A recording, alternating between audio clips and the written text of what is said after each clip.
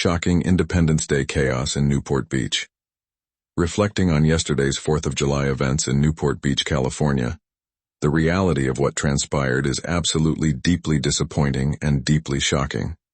For someone who has spent many years in that beautiful area, moving out to California from Chicago, and spending extensive time between Newport Laguna and Huntington Beach, seeing this level of lawlessness hits incredibly close to home.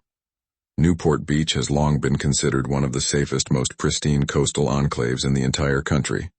A place loaded with multimillionaires and billionaires who actively take pride in maintaining their neighborhoods, keeping them free of crime, violence, and trash. The eerie silence of local social media. What makes this situation even more stunning is the bizarre lack of coverage across social media platforms from people actually on the ground in Orange County. We know that the region is packed with active social media users and content creators. Yet when one of the biggest stories of the entire weekend unfolded right in their backyard, there was nothing but absolute crickets. Instead of local citizens capturing and reporting on the chaotic reality, the public is forced to rely strictly on mainstream media broadcasts to see what happened. It leads one to wonder why so many were absent, or perhaps too intimidated to film the real-time destruction. 3. From celebrations to combat zones. Mainstream news reports and footage reveal a scene that looked less like a holiday celebration and more like a war zone, with widespread fights breaking out, cars set ablaze, and businesses actively being looted. Disturbingly, the violence turned directly toward law enforcement, with rioters throwing illegal fireworks directly at responding officers, resulting in multiple injuries.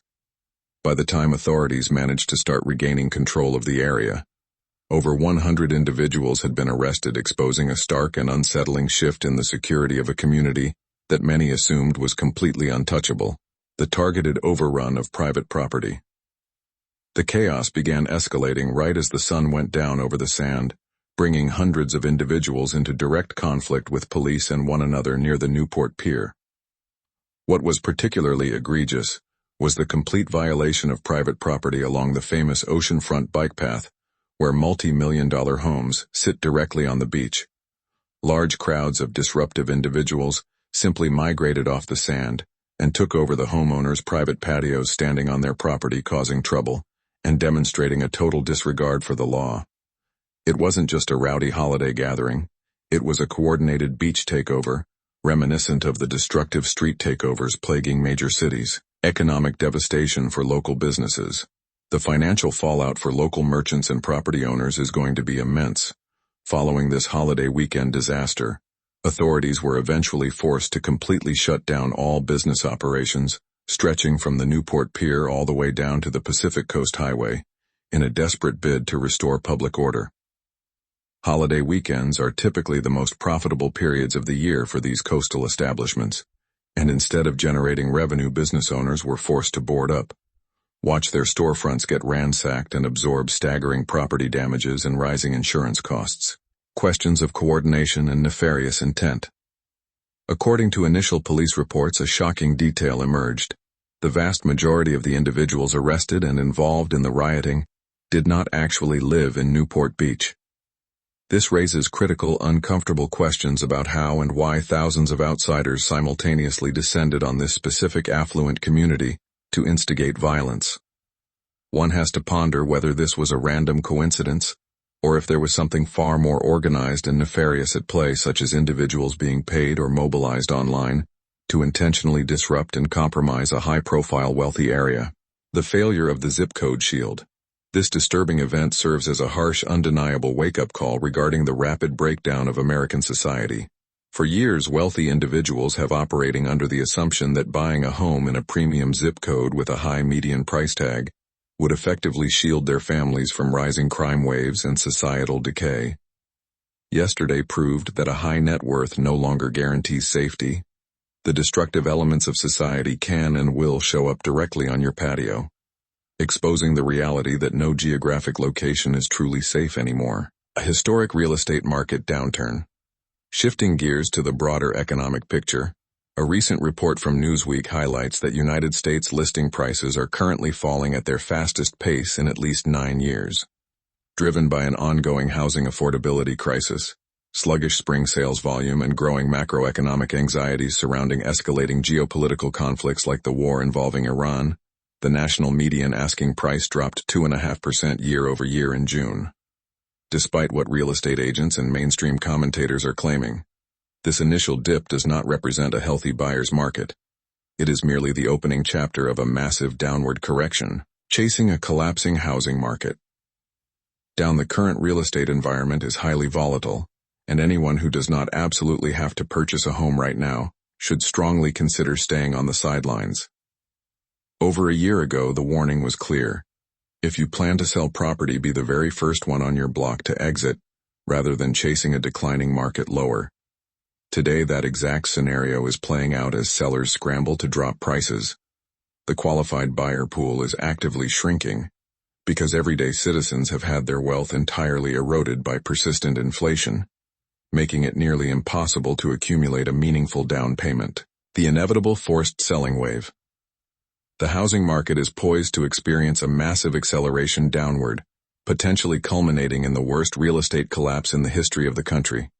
Even homeowners who locked in historically low, 3% mortgage rates are no longer safe from this reality, as they are being eaten alive by exponential increases in property taxes, homeowners' insurance fuel, and daily groceries.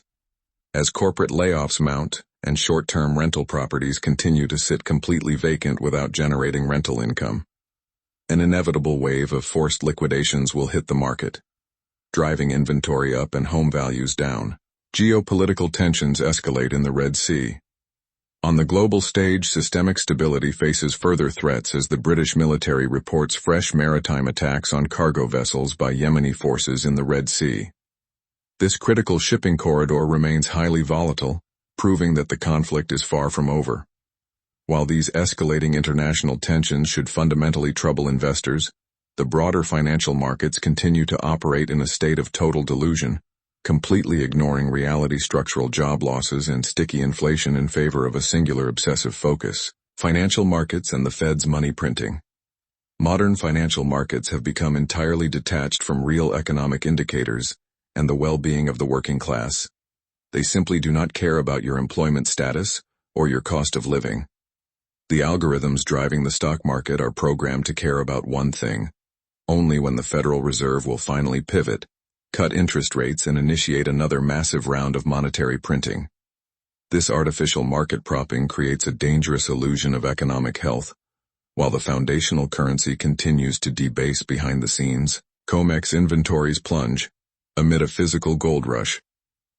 While paper markets remain distorted, the real story is unfolding in physical commodities, as highlighted by King World News, which reports that COMEX gold inventories have recently plunged by a staggering 30%.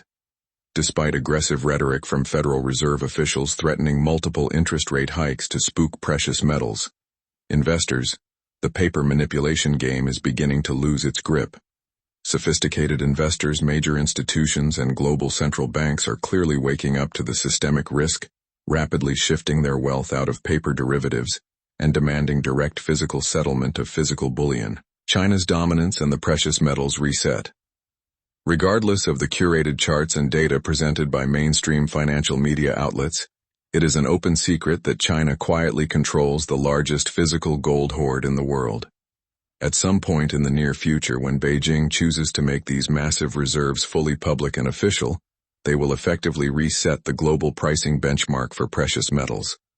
Anyone with basic mathematical logic can deduce that this reset will not value gold lower. It will reprice it significantly higher, permanently exposing the vulnerability of those holding nothing but unbacked fiat paper assets. The devaluation of paper currency versus wealth insurance. The ultimate proof of wealth preservation lies in historical purchasing power. Since the creation of the Federal Reserve in 1913, the United States dollar has lost roughly 97% of its value, whereas an ounce of gold commands the exact same purchasing power for real goods that it did 1,000 years ago. True financial security requires balancing liquid cash for immediate needs with substantial allocations of physical gold and silver as permanent wealth insurance. When a systemic fiat crisis deepens, paper cash must be rapidly converted into tangible metals before the purchasing power vanishes entirely. Misplaced consumer spending priorities. It is common to hear the excuse that ordinary citizens are simply too broke to acquire precious metals or build emergency reserves. Yet global spending patterns tell a completely different story. For instance, soccer fans are currently spending thousands of dollars to secure tickets and travel for the World Cup, justifying it as a worthy expense. While people routinely complain about their lack of savings, millions continue to prioritize expensive daily Starbucks coffees, routine restaurant lunches, and fleeting entertainment over securing physical assets that will protect their families long after those sports matches become distant memories. Historic government waste and systemic vulnerability. The fiscal collapse of the state is further underscored by the Government Accountability Office reporting that the federal government lost a jaw-dropping $186 billion to improper and fraudulent payments in fiscal year 2025 alone, a $24 billion increase from the previous year. When a governing body routinely burns through taxpayer funds with this level of incompetence, long-term optimism disappears, replaced by the reality of an ongoing structural collapse. Simultaneously, our digital financial systems have never been more vulnerable, highlighted by recent malware outbreaks targeting Android Tap, to pay systems alongside a massive data theft exposing 56 million emails and 124 million user passwords. The essential need for physical self-reliance. By placing their entire lives, checking accounts, and investments exclusively on smartphones and digital networks, the vast majority of the population has become incredibly fragile. If the digital grid or banking system were to experience a prolonged blackout, an estimated 97% of the country would fail to survive 48 hours due to a complete lack of physical cash, emergency food preparations, security protocols, or mental resilience. True protection requires step-by-step physical preparations, self-reliance, and choosing to live in tight-knit traditional communities where neighbors are armed, self-sufficient, and deeply committed to defending their local territory.